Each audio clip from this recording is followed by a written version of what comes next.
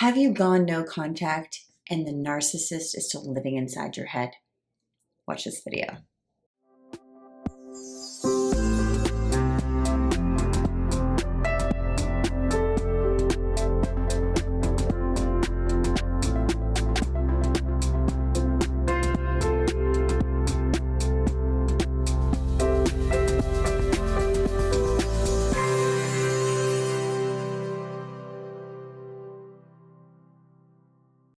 Hey guys, welcome to my channel. If you're new, please click the little subscribe button and the bell to receive notifications when I release new videos.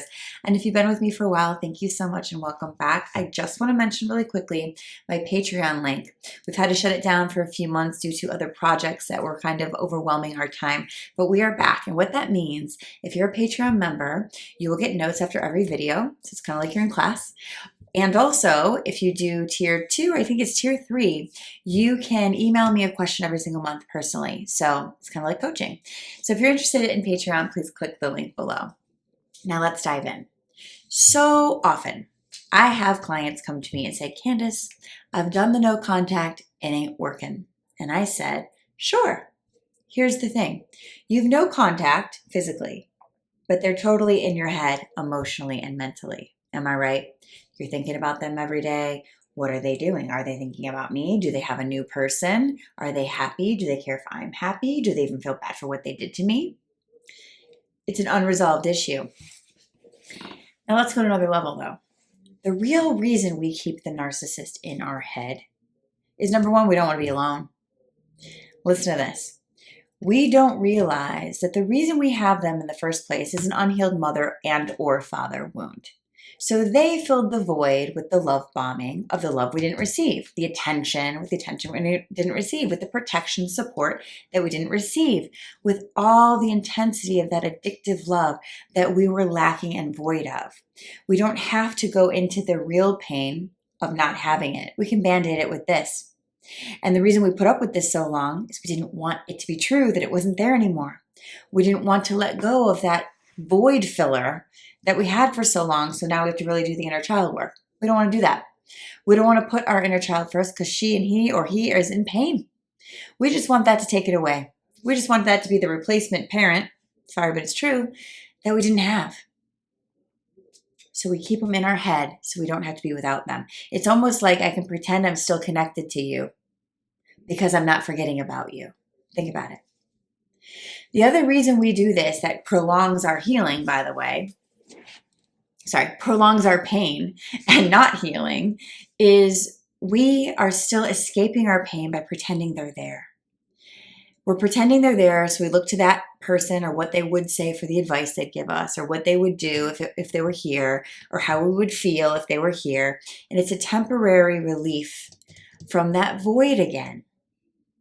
The narcissistic relationship does one awesome thing for us. It hurts us and it tears us apart and it does all those bad things, right?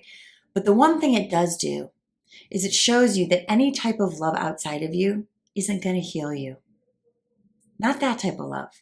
When you start to really realize that you can love yourself more than that, you start to choose differently. You start to have those boundaries and that discernment I always talk about in my classes, right? But until you love yourself enough to say, no, I'd rather feel the pain than be treated this way, you're going to allow it in your head.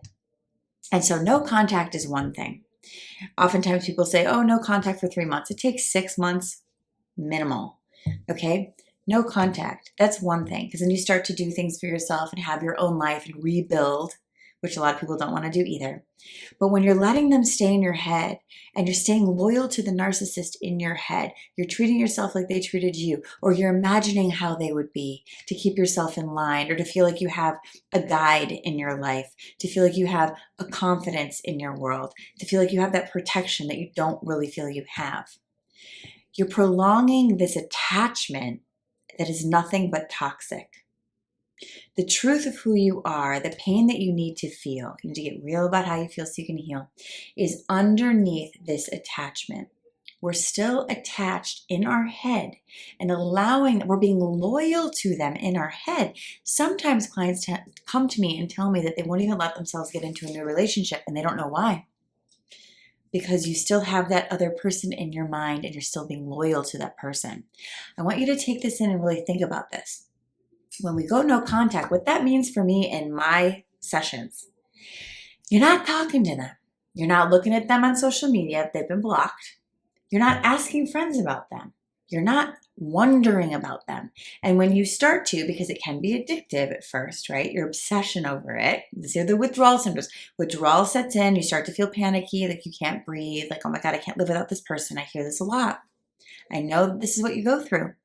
You start, okay, if I think about them and I pretend they're in my world and I feel them in my heart, I'm going to feel better. But that prolongs the bleeding. To cut it off, we need to truly cut it off and allow that pain to come forward and have a lot of support around us so we're not alone in our pain. If you need support, please check some of the links below for outside help, for help within my own groups. But here's what you need to realize, you guys. If you stay connected in emotion or mentally or spiritually, it's still not no contact. We need to go full no contact to get the benefits of this healing. Just an announcement below, my inner work program is starting now.